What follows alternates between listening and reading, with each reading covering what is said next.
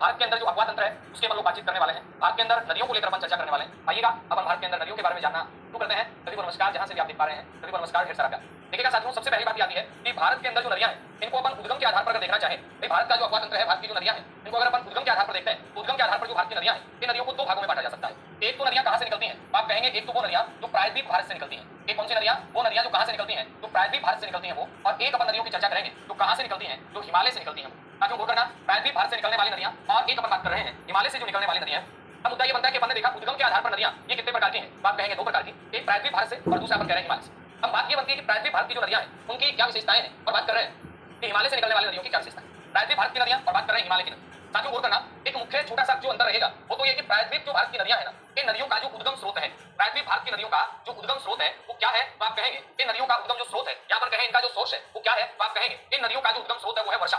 जबकि बात करते हैं हिमालय की जो नदियां हैं, इन नदियों का अगर आपसे पूछा जाए कि इन नदियों का सर उद्गम स्रोत क्या है, आपका उत्तर बनेगा सर इनका जो उद्गम स्रोत है वो हिमानिया।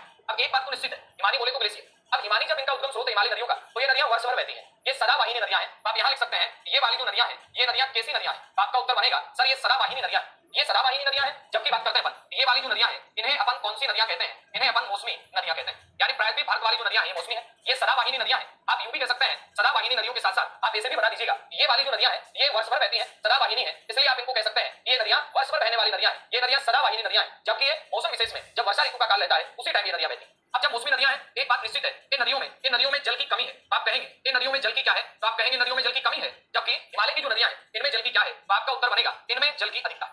अब एक बात तो आप जानते हैं अच्छे ढंग से, सर क्या बात जानते हैं मैं बताता हूं। आप ये बात भली भांति जानते हैं, आप भली भांति इस चीज से परिचित हैं। कौन सी चीज से सर, कि हिमालय पहले बना कि प्रायद्वीप पठार पहले बना। बात कहेंगे सर प्रायद्वीप पठार पहले बना, इसलिए आप कहेंगे तो ये नदियां प्राचीन नदियां हैं, ये नदियां कैसी नदियां हैं, प्राचीन नदियां हैं। और साथ में आप कह सकते हैं ये अपनी प्रौढ़ावस्था में है, ये नदियां प्राचीन नदियां हैं और ये अपनी प्रौढ़ावस्था के अंदर है। जबकि बात करते हैं नदियों की, ये वाली जो नदियां हैं ये नदियां कैसी हैं, आप कहेंगे सर ये अपनी युवावस्था में है, ये नदियां कैसी अवस्था में है, ये नदियां अपनी युवावस्था में है। ये प्राचीन है, जब प्रायद्वीप भारत प्राचीन तो ये नदियां प्राचीन, ये वाली युवावस्था में है। आप कह सकते हैं ये नदियां कैसी नदियां हैं, ये नवीन नदियां हैं। अब मुझे बात बताना इनमें से कौन सी नदी ऐसी है जो अपरदन ज्यादा करेगी, युवा नदी ज्यादा अपरदन करेगी या बूढ़ी नदी ज्यादा अपरदन करेगी। आप कहेंगे सर बूढ़ी नदी तो कमी करेगी, ये नदियां अपरदन कम करती हैं, ये नदियां अपरदन क्या करती हैं, कम करती हैं। जबकि हम बात कर रहे हैं इन नदियों में अपरदन क्या देखने को मिलता है, आप कहेंगे मैं अपरदन अधिक देखने को मिलता है। हिमालय की जो नदियां हैं ये क्या करती हैं, ये वी आकार की घाटियां बनाती हैं, ये वी आकार की घाटी बनाएगी। हिमालय की जो नदियां हैं ये क्या करेंगी, गार्ज बनाएगी। जबकि प्रायद्वीप भारत वाली जो नदियां हैं ये वी आकार की घाटी नहीं बनाती, ये गहरी घाटियां नहीं बनाती, ये कैसी घाटियां बनाती हैं, ये उथली घाटियां बनाती हैं। और इन नदियों ने लगातार इतने सालों से अपरदन कर रही है। कोई भी नदी जब अधिकतम अपरदन करती है जहां तक उसे कहते हैं आधार तक, तो ये नदियां आधार तल के पास में है। यानी नदियों को अपरदन करते करते अब ये बिल्कुल समुद्र तल के पास आ गई है, अब इनमें गहरी घाटी नहीं बन सकती। जबकि हिमालय की जो नदियां ये नदियां अभी आधार तल से दूर है। ये नदियां क्या है, आपका उत्तर आएगा सर ये जो नदियां है ना ये आधार तल से दूर है। ये नदियां क्या है, ये आधार तल से दूर है। जबकि बात कर रहे हैं प्रायद्वीप भारत की जो नदियां है ये आधार तल के पास। तो याद रहेगा इतना, प्रायद्वीप भारत की नदियां आधार तल के पास है और हिमालय की नदियों की बात करते हैं अपन ये आधार तल से दूर है। इसके बाद जैसे बात होगी कि हिमालय की जो नदियां इन नदियों में नौ नावें चलाई जा सकती है, जल की मात्रा अधिक है, तो आप कहेंगे हिमालय की जो नदियां नौगम्य नदियां हैं। जबकि आप कहेंगे ये नौगम्य नहीं है। नौगम्य का मतलब सर नाव चलाई जा सकती है, हिमालय की जो नदियां है ना इन नदियों में नाव चलाई जा सकती है, ये नदियां नौगम्य नदियां है हिमालय वाली, जबकि प्रायद्वीप वाली नहीं है। इसके बाद बात आती है कि प्रायद्वीप भारत की जो नदियां हैं ये कैसी नदियां हैं, आप कहेंगे सर ये अनुवर्ती नदियां हैं।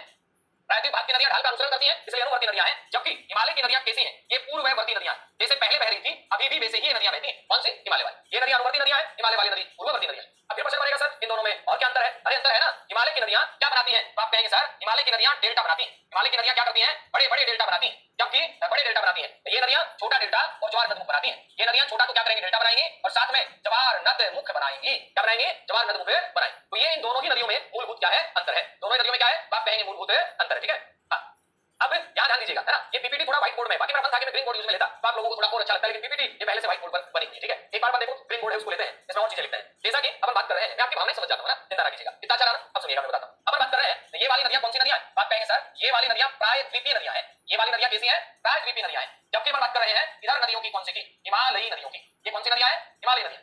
अपन ने इन दोनों में बेसिक अंतर जाना, क्या जाना, एक एक बार देख लेते हैं। इनमें वर्षा इनका स्रोत है जबकि इनका स्रोत हिमानी है। ये मौसमी नदियां हैं, ये सदावाहिनी है, वर्ष भर बहने वाली हैं। इनमें जल की कमी है, इनमें जल की अधिकता है। बात कर रहे हैं ये प्राचीन नदियां प्रौढ़ावस्था में है, ये युवावस्था में नवीन नदियां हैं। इनमें अपरदन कम है और इनमें अपरदन क्या है, ज्यादा है।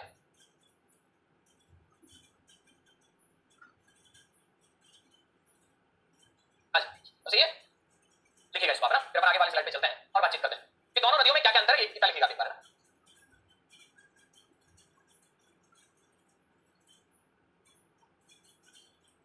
अच्छा लिख पाए। अब देखिएगा इसके बाद में बात कर रहा था, ये वाली जो प्रायद्वीप वाली जो नदियां हैं ये क्या करती हैं, आप कहेंगे सर प्रायद्वीप वाली जो नदियां हैं ये सीधा मार्ग अपनाती हैं। ये नदियां सीधा मार्ग अपनाती हैं,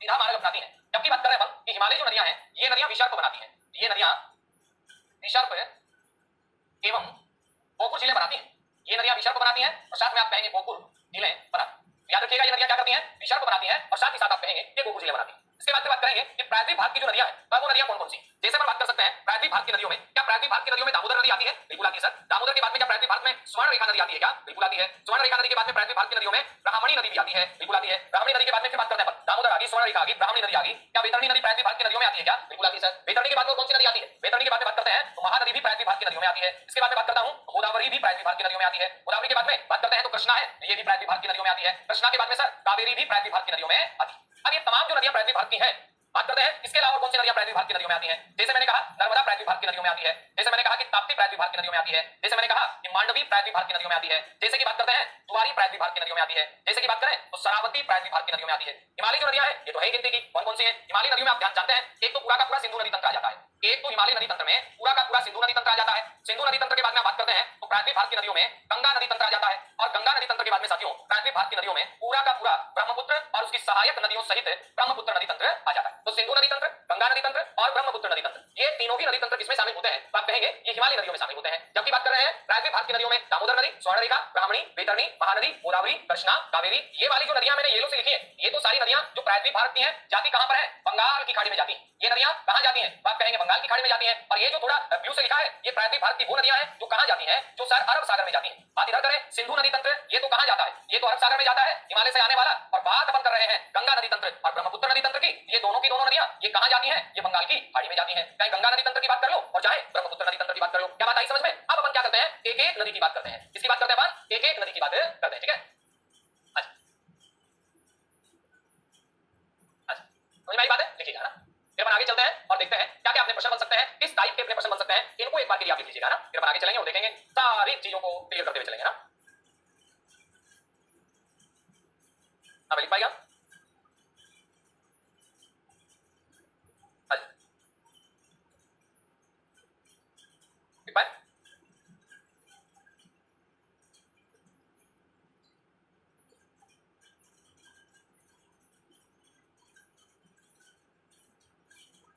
देखिएगा इसके बाद जैसे आप आगे चलेंगे तो अपने पास आती है एक नदी जिसका नाम आता है सिंधु नदी, अपन उसकी चर्चा करें। साथियों देखिएगा हिमालय नदी तंत्र में जो एक महत्वपूर्ण नदी आती है जिसे अपन कहते हैं सिंधु नदी तंत्र। कौन सा नदी तंत्र सर, सिंधु नदी तंत्र। अब सिंधु नदी तंत्र से अपने क्या क्या प्रश्न बन सकते हैं, इन तमाम प्रश्नों को अपन यहां देखने वाले हैं। नंबर एक आपको ये पता होना चाहिए कि किधर से क्या हो रहा है, मतलब यहां से एक नदी निकालते हैं और इस नदी का नाम है सिंधु नदी। ये सिंधु नदी आ रही है और ये पूरी की पूरी सिंधु नदी, ये कौन सी नदी है, सिंधु नदी सर। और अपन ने लिख दिया ये सिंधु नदी, ये सिंधु नदी। और सिंधु नदी के बाद में अपन और नदियों की चर्चा करते हैं तो एक नदी यहां पर आती है सर जिसका नाम आता है झेलम। कौन सा, झेलम।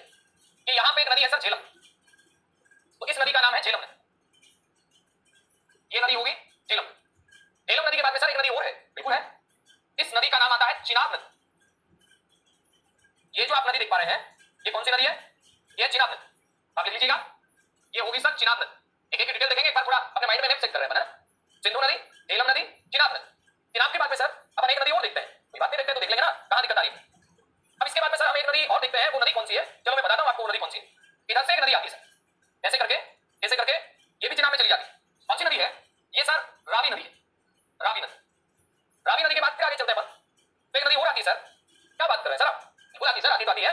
यहां पे एक नदी आती है और ये वाली जो नदी है ना ये नदी यूं आके ये भी इधर चली जाती है, नहीं बाबा नहीं बाबा नहीं, ये नदी इधर आती है यहां, फिर एक नदी इधर से आती है यहां से, और इन दोनों नदियों का क्या हो जाता है, संगम हो जाता है। और संगम होने के बाद में ये नदी आगे चलती है इसमें मिल जाती है, और इन सभी नदियों का जल ले जाकर के ये नदी यहां जाती है। अब समझिएगा इनको मैं बताता हूं एक एक। ये वाली जो नदी आपने देखी ये नदी है व्यास नदी। कौन सी नदी है, आप कहेंगे सर ये व्यास नदी है।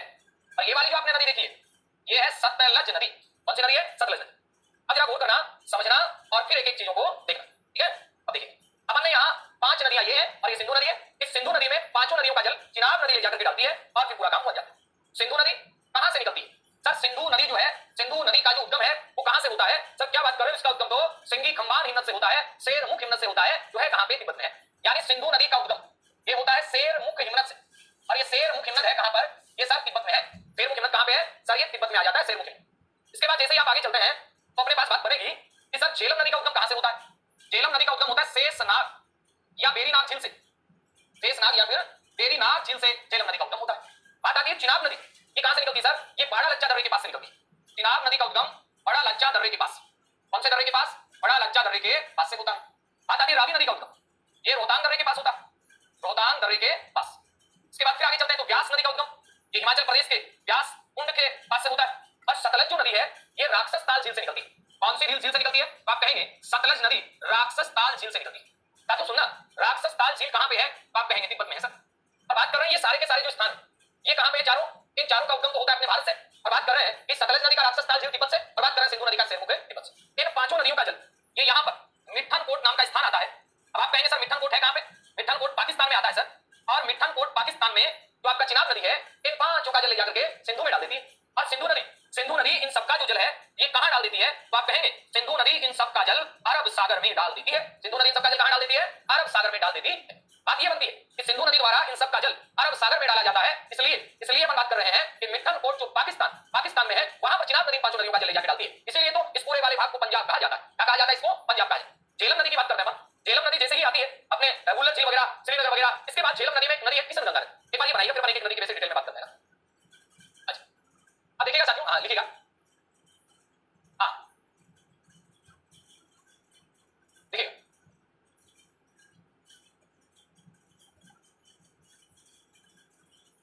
अब लिख पाए? हाँ तो बोकरचू हिमनद वही आ गया, तो शेरमुख हिमनद है, सिंगी खंबान हिमनद है, बोकरचू हिमनद है, एक ही बात। अब मैं जाएगा आपके प्रश्न सर क्या एक एक डिटेल लिखवाऊंगा, चिंता ना कीजिए।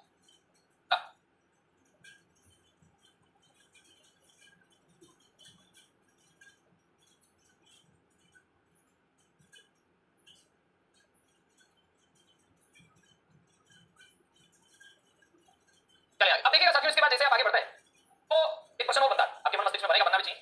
एक एक नदी के अपन चर्चा करते हैं और उनमें सबसे पहले अपन लेते हैं सिंधु नदी। सिंधु नदी का उद्गम कहां से होता है? सीधा सा आपसे पूछ लिया जाए तो आपका जवाब आएगा सर सिंधु नदी का उद्गम सिंगी खंबान हिमनद से होता है, जिसे अपन बोकरचू हिमनद कह सकते हैं, जिसे अपन शेरमुख हिमनद कह सकते हैं। आप इसे शेरमुख हिमनद कह दो तो भी वही बात है, आप इसको बोकरचू हिमनद कह दो तो भी वही बात है। बात आती है ये तो सिंधु नदी का उद्गम हो गया, लेकिन अगर अपन बात करते हैं कि सिंधु नदी का समापन कहां पे होता है, भाई साहब आपका उत्तर आ जाएगा सिंधु नदी का समापन अरब सागर में होता है। सिंधु नदी का उद्गम कहां से हुआ? बोकरचू हिमनद से, सिंगी खंबान हिमनद से, शेरमुख हिमनद से, है कहां पे? तिब्बत। समापन कहां पे हुआ? अरब सागर। बात आती है भारत में प्रवेश कहां से करती है? तो भारत में प्रवेश करती है दम लगा के दम चुक में और चिल्लाते हुए बाहर निकल जाती है चिल्ला से। तो याद रखिएगा भारत में प्रवेश कहां करती है? दम चुक में प्रवेश करती है, क्योंकि पहले तो जम्मू कश्मीर में था दम चुक, अभी लद्दाख में आ गया है। तो याद रखिएगा भारत में प्रवेश कहां करती है? दम चुक में प्रवेश करती है। और बात जब निकास की आती है तो ये निकास चिल्लाते हुए चिल्ला से निकल जाती है, चिल्लाते हुए कहां से निकल जाती है? चिल्ला से निकल जाती है। बात आती है इसकी टोटल लेंथ कितनी है? इसकी टोटल लेंथ साथियों 2880 किलोमीटर है। और इस 2880 किलोमीटर में से अगर आपसे यूं पूछा जाए कि भारत में लंबाई कितनी है तो आपका उत्तर बन जाएगा सर 1114 किलोमीटर है। कितनी है? 1114। याद रखिएगा सिंधु नदी का उद्गम जो है ये कहां से होता है? सिंगी खंबान हिमनद से, बोकरचू हिमनद से, शेरमुख हिमनद से। बात आती है इसके समापन की, अरब सागर में समापन होता है। अपने भारत में प्रवेश कहां करती है? दम चुक में प्रवेश करती है। निकलती कहां से है? चिल्लास से निकल जाती है। बात को लंबाई की कर रहे हैं 2880 किलोमीटर है, और बात भारत में लंबाई की कर रहे हैं तो 1114 किलोमीटर इसकी भारत में लंबाई बन जाती है। कितनी बन जाती है भारत में इसकी लंबाई? तो आप कहेंगे 1114 किलोमीटर इसकी भारत में लंबाई आ जाती है। अब भारत में लंबाई इसकी 1114 है, चलो ठीक बात है ना।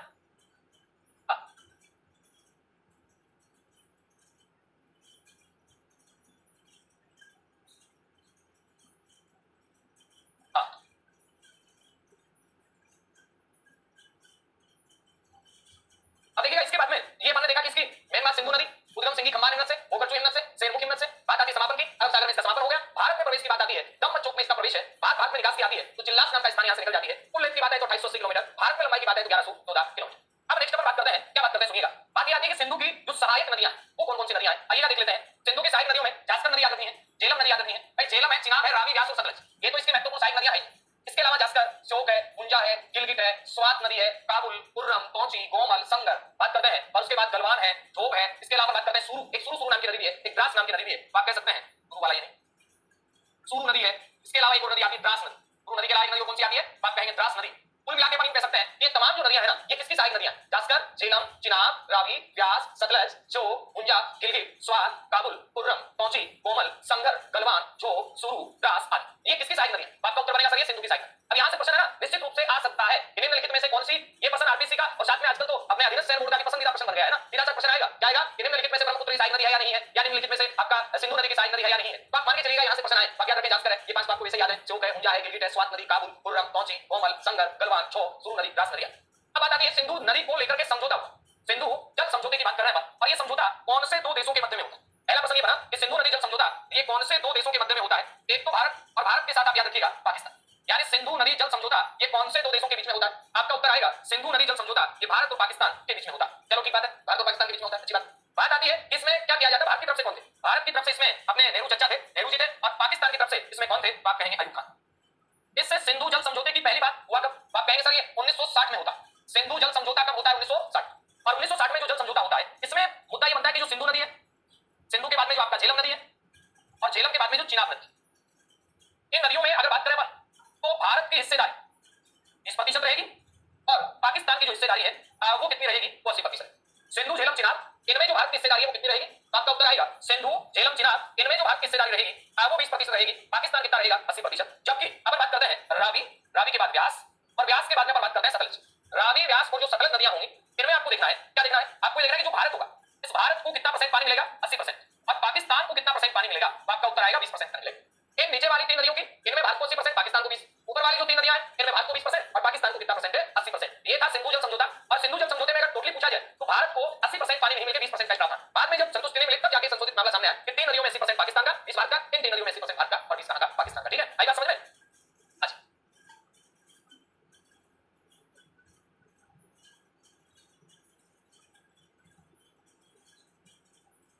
हाँ जी। अब देखिएगा इसके बाद बात आती है कि ये तो सिंधु नदी की बात होगी। अब सिंधु नदी की प्रथम जो सहायक नदी की बात करते हैं वो आपकी आती है झेलम। प्रश्न बनेगा कि झेलम नदी को वैदिक काल में किस नाम से जाना जाता? आपका उत्तर आएगा सर जो झेलम नदी है इसे वैदिक काल में किस नाम से जानते थे? इसे वितस्ता नदी के नाम से जाना जाता था। यानी झेलम नदी को वैदिक काल में कौन सी नदी कहते थे? आप कहेंगे इसे वितस्ता नदी कहते थे। इसका उद्गम कहां से होता है? झेलम नदी का उद्गम शेषनाग या बेरीनाथ झील से होता है। झेलम नदी का उद्गम कहां से होता है? शेषनाग या बेरीनाथ झील से नदी निकलती है। बात करते हैं इसके समापन की। इसका समापन पाकिस्तान में जाके होता है। कौन सी नदी में? चिनाब नदी। आप लिखिएगा समापन चिनाब नदी में। इसका जो समापन है वो चिनाब नदी में होगा। आप कहेंगे चिनाब नदी में होगा कहां? भाई साहब सुन लीजिएगा, चिनाब नदी में जो पाकिस्तान वाला एरिया है वहां जाके किससे मिलेगी? वहां जाके सिंधु नदी में नहीं मिलेगी, चिनाब में मिलेगी। कहीं आप सिंधु कर दो। यानी झेलम नदी का उद्गम शेषनाग या बेरीनाथ झील से। समापन की जब बात आती है तो इसका समापन कहां होता है? आप कहेंगे इसका समापन चिनाब नदी में होता है, पाकिस्तान। इसकी लंबाई की बात करते हैं 725 किलोमीटर इसकी लेंथ है। अब ये गाज कहां बना? जैसे ही नदी उल्लन झील में बहने के बाद में आगे बढ़ती है फिर बारामूला नाम का एक स्थान आता है, वहां ये नदी क्या करती है? गाज बनाती है। कहां गाज बनाती है? बारामूला के अंदर ये गाज बनाती है। और अनंतनाग से लेकर के बारामूला तक ये नदी बिल्कुल सही ढंग से बहती है और इसमें नौ गम में यानी नाव चलाई जा सकती है। नाव चलाने योग्य है। क्या है? नाव चलाने योग्य है। बात कर सकते हैं कि इसमें नाव चलाई जा। इसके बाद बात आती है कि मुजफ्फराबाद और मंगला के मध्य मंगला डैम आएगा। प्रश्न बनता है कि मंगला डैम कौन सी नदी पर बना हुआ है? झेलम पर। और मंगला डैम भारत और पाकिस्तान के बीच विवादित डैम है या फिर बात? तो ये मुजफ्फराबाद से लेकर और मंगला के मध्य भारत और पाकिस्तान की 170 किलोमीटर, कितने किलोमीटर की बात कर रहे हैं? 170 किलोमीटर की क्या करती है? ये सीमा बना। इसके बाद आप लिखना प्रश्न आ जाए कि श्रीनगर किस नदी के किनारे? आप कहेंगे झेलम के किनारे। झेलम के किनारे श्रीनगर शहर बसा हुआ है। झेलम के किनारे कौन सा शहर बसा हुआ है? आप कहेंगे श्रीनगर शहर बसा हुआ है। इसके किनारे बसा हुआ है श्रीनगर शहर। आपका उत्तर बन जाएगा झेलम जो नदी है उस नदी के किनारे कौन सा शहर बसा हुआ है? श्रीनगर शहर बसा हुआ है। इसके बाद जैसे ही आप आगे चलते हैं कि झेलम के किनारे श्रीनगर शहर बसा हुआ है, चलो ठीक बात है, लेकिन फिर एक प्रश्न बनेगा अपना कि झेलम के किनारे श्रीनगर शहर है तो बुल्लर झील ये भी कौन सी नदी पर है? आप कहेंगे बुल्लर झील भी झेलम नदी पर है। बुल्लर झील भी कौन सी नदी पर बनी हुई है? तो आपका जवाब आएगा झेलम नदी पर बनी हुई है। कौन सी झील की बात कर रहे हैं? अब बात कर रहे हैं बुल्लर झील। बुल्लर झील कौन सी नदी पर है? झेलम। अब बात आती है सर झेलम जो नदी है क्या इसके ऊपर कोई परियोजनाएं है क्या? जी हां, इसके ऊपर परियोजनाएं हैं। कौन सी है बताइएगा सर? आइएगा मैं बताता हूं। इस पर जो परियोजनाएं आती हैं इनमें एक परियोजना आती है किशन गंगा परियोजना। ये किशन गंगा परियोजना, किशन गंगा इसकी सहायक नदी है, इसके ऊपर ये परियोजना आप यूं भी कह सकते हैं झेलम की सहायक नदी पर, झेलम की सहायक नदी है किशन गंगा और इस नदी पर एक प्रोजेक्ट है किशन गंगा परियोजना। कौन सी परियोजना है? आपका उत्तर आएगा किशन गंगा परियोजना। इसके बाद में बात करते हैं कि तुलबुल परियोजना। किशन गंगा परियोजना के बाद में अगर बात करते हैं तो तुलबुल परियोजना की बात आती है और तुलबुल परियोजना के बाद में देखिएगा एक आता है पूरी परियोजना। आपको इतना ही याद रख लेना है कि किशन गंगा परियोजना झेलम नदी की सहायक नदी किशन गंगा पर है। इसके अलावा तुलबुल परियोजना पूछी जाए तो आपका झेलम नदी पर, पूरी परियोजना पूछी जाए तो झेलम नदी पर, और आपसे पूछा जाए झेलम नदी पर एक विवादित बांध बना हुआ है और ये बांध कौन सा है? मंगला बांध है जो भारत और पाकिस्तान के मध्य विवादित। तो आप यूं भी लिख सकते हैं 1.2 लिख सकते हैं। देखिएगा झेलम नदी पर,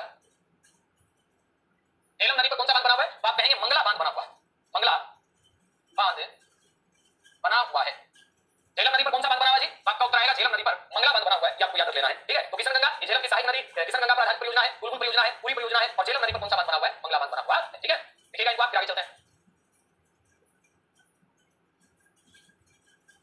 अब आपके मन में एक प्रश्न और बन गया होगा, ऐसे प्रश्न बन ही जाते हैं और अक्सर बनने भी चाहिए कि झेलम नदी की भाग में लंबाई कितनी है? जरूरी नहीं है याद करनी, लेकिन 400 किलोमीटर का आंकड़ा दिया हुआ है किताबों में, आप ये लिख सकते हैं कि झेलम नदी की भाग में लंबाई कितनी? 400 किलोमीटर। लेकिन ये आवश्यक नहीं है ना, कितने डाटा याद करोगे, जहां जहां आपको जरूरत आंकड़ों की वो आप याद कर लीजिएगा, बाकी इतने सारे याद होंगे नहीं। आपके मन में प्रश्न चलता है उसका पता चल जाता है मुझे आपके मन मस्तिष्क में क्या चल रहा है ना। अब साथियों देखिएगा अपन आगे बात करते हैं झेलम नदी के बाद। अब आ रही नदी चिनाब। चिनाब नदी में आपको ध्यान रखना है उद्गम, चिनाब नदी को अस्किनी नदी कहते हैं, वैदिक काल में इसको अस्किनी नदी के नाम से जाना जाता था।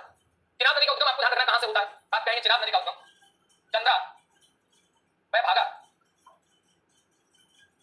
दो धाराओं के मिलने से कहां, कौन से दर्रे के पास है, बड़ा लच्चा दर्रे के पास। कौन से दर्रे के पास है, आप कहेंगे बड़ा लच्चा दर्रे के पास से इस नदी का उद्गम होता है। फिर बात आती है इस नदी का समापन कहां पे होता है, इसका समापन होता है मिठनकोट नाम का स्थान। मिठनकोट है कहां पे, पाकिस्तान। मिठनकोट कहां पे, पाकिस्तान में। कौन सी नदी में होता है, सिंधु नदी। नोट लगा के लिख लेना, यह नदी पांचों नदियों का जल सिंधु नदी में डालती है। पांचों नदियों का जल सिंधु नदी में डालती है। उद्गम हो गया, समापन हो गया। इसके अलावा प्रश्न पूछा जा सकता है कि चिनाब की लेंथ कितनी है, 1180 है। और जैसे अपन ने झेलम की बात की कि झेलम बारामूला के पास गाज बनाती है, वैसे चिनाब नदी एक गाज बनाती है कि कहां बनाती है, किश्तवाड़ के पास। ये किश्तवाड़ के पास में गाज बनाती है। किश्तवाड़ के पास में क्या करती है, तो आप कहेंगे गाज बनाती है। कौन सी नदी की बात कर रहे हैं अपन बात कर रहे हैं साथियों कि चिनाब जो नदी है ये क्या करती है, ये किश्तवाड़ के पास में एक गाज बनाने का काम करती है। बात आती है परियोजनाओं की कि चिनाब नदी पर कौन कौन सी परियोजनाएं संचालित है। तो साथियों नोट कीजिएगा, चिनाब नदी पर जो परियोजनाएं संचालित है, इन परियोजनाओं में अपन बात करते हैं कि एक तो आता है बगली हाट परियोजना। चिनाब नदी पर जो परियोजनाएं हैं इनमें एक परियोजना आती है बगली हाट परियोजना, एक परियोजना आती है सलाल परियोजना, बगली हाट परियोजना, उसके बाद में आती है सलाल परियोजना, इसके बाद में फिर आती है दुलहस्ती परियोजना। बगली हाट परियोजना, सलाल परियोजना, दुलहस्ती परियोजना, ये तीनों की तीनों परियोजनाएं ये कौन सी नदी पर है, आपका उत्तर बन जाएगा सर ये तीनों की तीनों परियोजनाएं ये चिनाब नदी पर है। और कौन सी, बगली हाट परियोजना, सलाल परियोजना, दुलहस्ती परियोजना। बगली हाट परियोजना, सलाल परियोजना, दुलहस्ती परियोजना, ये तीनों की तीनों परियोजनाएं ये कौन सी नदी पर है, तो आपका उत्तर बन जाएगा ये तीनों ही परियोजनाएं, चाहे बगली हाट परियोजना है, चाहे सलाल परियोजना है और चाहे दुलहस्ती परियोजना है, ये परियोजनाएं चिनाब नदी पर है। कौन सी नदी पर है, चिनाब पे। तो बगली हाट परियोजना, सलाल परियोजना और दुलहस्ती परियोजना ये तीनों ही प्रोजेक्ट आपको याद रखने हैं कौन सी नदी पर है, तो आपका जवाब बन जाएगा सर ये तीनों ही प्रोजेक्ट है आपका चिनाब नदी पर है। कौन सी नदी पर है, चिनाब नदी पर। कौन कौन से तीन प्रोजेक्ट है, एक आप कहेंगे बगली हाट परियोजना, एक आप कहेंगे सलाल परियोजना और एक आप कहेंगे दुलहस्ती परियोजना। एक चीज लिखिएगा, फिर अपन आगे चलते हैं और बातें करते हैं, ठीक है। तो ये बातें होगी चिनाब नदी को लेकर के। कौन सी नदी को लेकर के, चिनाब नदी को लेकर के बातें होगी। और चिनाब नदी के बाद में अपन फिर बात करते हैं, देखते हैं।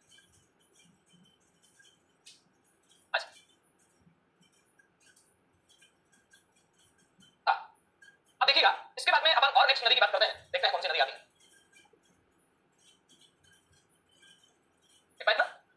चिनाब नदी के बारे में हम चर्चा करने वाले हैं जिस नदी को लेकर के, वो नदी आती है रावी नदी। देखिएगा साथियों सीधा सा क्वेश्चन है, रावी नदी जिसे वैदिक काल में कहा जाता था परुष्णी नदी। रावी नदी जिसे वैदिक काल में कहा जाता था परुष्णी नदी। बात आती है इसका उद्गम कहां से होता है, इसका उद्गम होता है रोहतांग दर्रे के पास। सीधा सा क्वेश्चन है, रावी नदी का उद्गम ये कहां से होता है, रोहतांग दर्रे के पास। रावी नदी का उद्गम कहां से होता है, रोहतांग दर्रे के पास से। बात आती है कौन सी घाटी में नदी बहती है, तो आप कहेंगे नदी चंबा घाटी में बहती है। रावी नदी का उद्गम कहां से होता है, रोहतांग दर्रे के पास से होता है। और ये नदी कौन सी घाटी में बहती है, तो आपका उत्तर बनेगा सर ये चंबा घाटी में बहती है। बात आती है रावी नदी का जो समापन है ये समापन कहां पे होता है, तो आपका उत्तर बनेगा रावी जो नदी है ये समापन इसका होता है पाकिस्तान में, सिंधु नदी। आप कहेंगे इसका समापन, और सिंधु का नाम है चिनाब नदी। इसका समापन होता है चिनाब नदी में। कहां होता है, आप कहेंगे चिनाब नदी में, पाकिस्तान के अंदर इसका समापन होता है। और स्थान जो आता है चिनाब नदी में जहां जाके मिलती है वो आपका सराय सिंधु नाम का स्थान आता है, वहां जाके मिल जाता है। बात आती है इसकी टोटल लेंथ कितनी है, 725 किलोमीटर की लंबाई है। रावी नदी परुष्णी नदी जिसे कहते हैं, उद्गम इसका रोहतांग दर्रे के पास से होता है, चंबा घाटी में नदी बहती है। याद रखना है समापन इसका चिनाब नदी में होता है, पाकिस्तान में, सराय सिंधु नाम का स्थान है। बात इसकी टोटल लेंथ की आती है तो 725 किलोमीटर इस नदी की कुल लंबाई। अब इस लंबाई के बाद में आप क्यों कहेंगे कि यह पीर पंजाल श्रेणी के दक्षिण में बहने वाली है, इस पर कौन कौन से प्रोजेक्ट, रावी नदी पर परियोजनाओं की बात आती है तो आपको याद रख लेना है। एक बात ये चमेरा बांध परियोजना, कौन सा परियोजना आती है, आप कहेंगे चमेरा बांध परियोजना।